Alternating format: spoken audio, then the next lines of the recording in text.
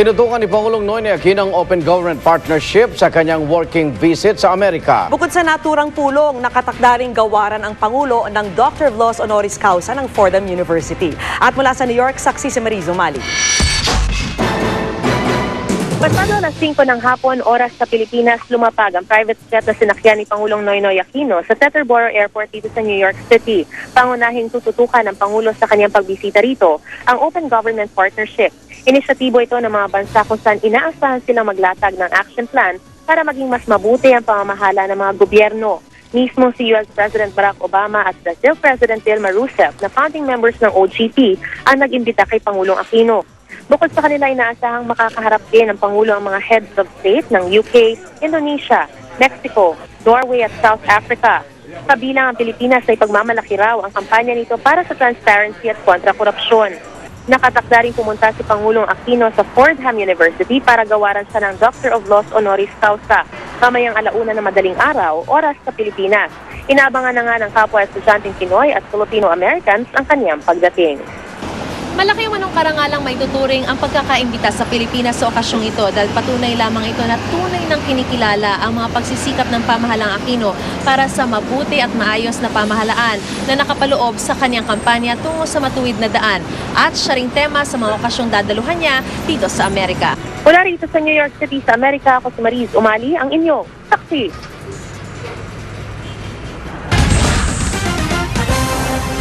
At sa Showbiz Saksi, nag-uwi ng parangal ang drama series na Mad Men at sitcom na Modern Family sa 63rd Primetime Emmy Awards sa Los Angeles, California. Binigyang pagkilala rin ng ilang Oscar winners tulad ni Kate Winslet.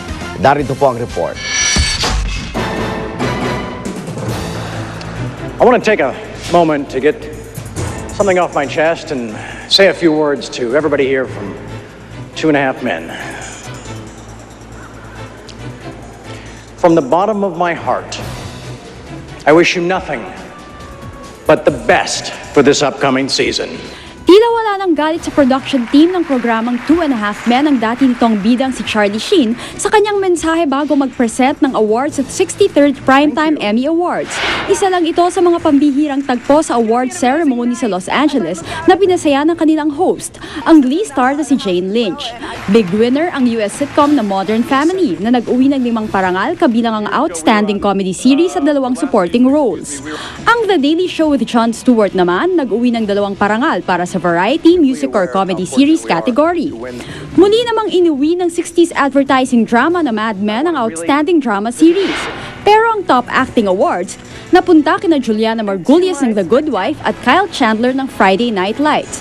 Habang si Oscar-winning director Martin Scorsese naman ang Best Drama Director para sa Boardwalk Empire. Ang Downton Abbey ang nanalong Best Miniseries, Movie or Dramatic Special. Pero ang Top Acting Awards para sa kategoryang ito napunta sa mga bida ng Mildred Pierce na sina Guy Pearce at Oscar-winning actress Kate Winslet. Inalay pa ni Kate ang kanyang panalo sa kanyang minamahal na ina. It doesn't matter how old you are or what you do in your life, you never stop needing your mum, and I will never stop needing mine. So thanks, Mum. Thank you so much. Para sa Saksi, Rosette Rivera nag-uulat. Samantala, 2 dating election supervisor ang lumutang at itinuro si dating Comelec Chairman Benjamin Abalos na dawit sa umunoy dayaan noong 2007 election. Ayon po sa dalawa, mismong si Abalos daw ang nag-utos sa kanila na manipulahin ang resulta ng eleksyon sa North at South Cotabato, alikasyong itinanggi ng dating Comelec Chairman. Saksi si Jam Sisante. Mismong si dating Comelec Chairman Benjamin Abalos umano ang nag-utos na manipulahin ang resulta ng 2007 senatorial elections sa North at South Cotabato. Ayon yan kina nooy North Cotabato Acting Provincial Election Supervisor Yogi Martirizar at dating South Cotabato Acting Provincial Election Supervisor Lilian Suan Radam na iniharap sa media ni DOJ Secretary Laila De Lima kanina. Kwento nila sa kanilang affidavit, sabay-sabay raw na kinausap ni Abalos sa Davao City ang mga ilang election supervisors bago mag-eleksyon. Inutusan daw sila ni Abalos na siguruhin ang 12-0 na panalo ng Team Unity na kaalyado ng Administrasyong Arroyo. Ang sabi pa raw ni Abalos sa kanila, bibigyan daw sila ng mga blankong election forms na may serial number para doon umuna isulat ang mga dinoktor na resulta.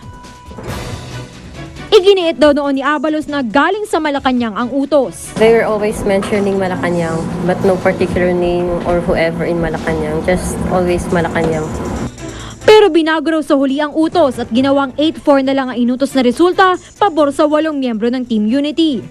Ayon kina Radam at Martirizar, may nagbantay daw sa kanila mga miyembro ng ISAF para siguruhing susunod sila sa utos.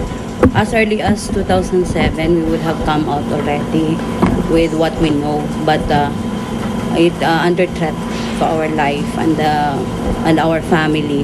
Ang alegasyon ng dalawa, hindi nalalayo sa naging pahayag ni dating Provincial Election Supervisor Lintang Bedol na sangkot daw si Abalos sa di umano'y 12-0 operation noong 2007 elections. May naunang reklamo laban kina Radam at Martirizar na isinampa ni Senador Coco Pimentel. Pero kasunod ng pahayag nilang tinakot lang daw sila para mandaya. Nakipagpulong kay Pimentel si De Lima para pag-usapan ng kaso. Kasabay naman ang pagsailalim sa kanila sa Witness Protection Program. Pre-measure sila na gawin yung mga dokumento. They were made to sign extra copies of the COCs with supporting statement of votes by municipality. Idinanggi naman ni Abalos ang paratang. Hindi raw totoong pinulong niya ang dalawa sa Davao City.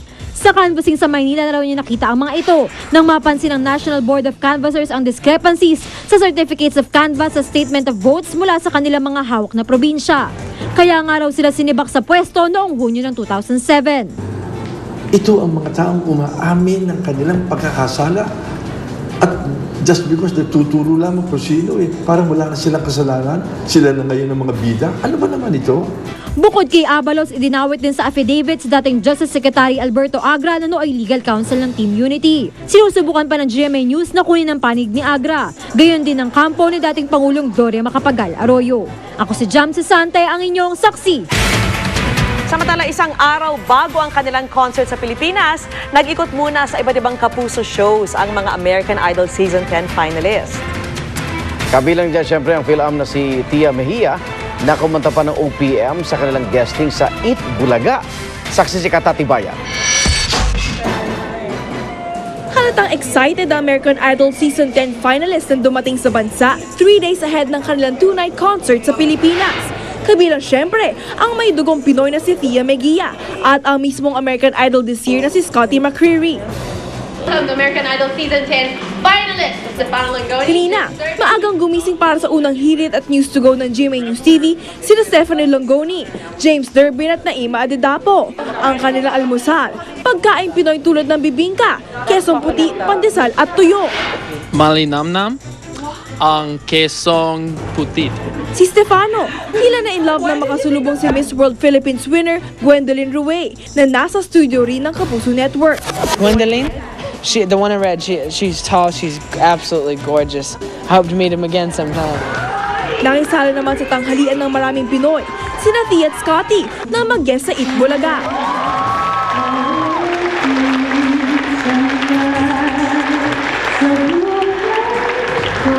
Salamat po, mahal ko kayong lahat. Thank you guys. We're here in the Philippines, are you kidding me? So we're having a great time and we're glad to be here.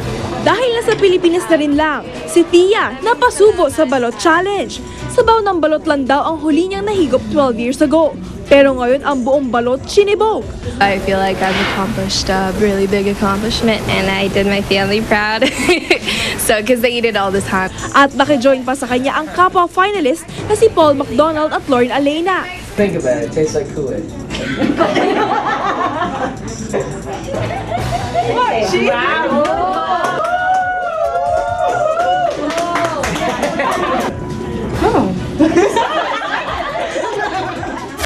It tasted okay, just the thought of it. It's always good to try new things. Naririto rin sa Pilipinas sina Hailey Reinhardt, Casey Abrams, Jacob Loss at Pia Toscano. Bukas at sa Miyerkules, full force na silang lahat sa kanilang concert sa Araneta. Ako si Katati Bayan, ang inyong saksi. Kung nasa ng balita, ikaw at ang Liga ng Katotohanan, magkasama sa pagbabalitang walang kinikilingan. Walang pinoprotektahan, walang kasinungalingan, serbisyong totoo pa lamang. Ako po si Becky Morales. Ako naman, Arnold Glavio, mga igan, 77 araw na lang. Pasko na. At susunod na po ang Eyewitness hanggang bukas, sama-sama tayong magiging saksi.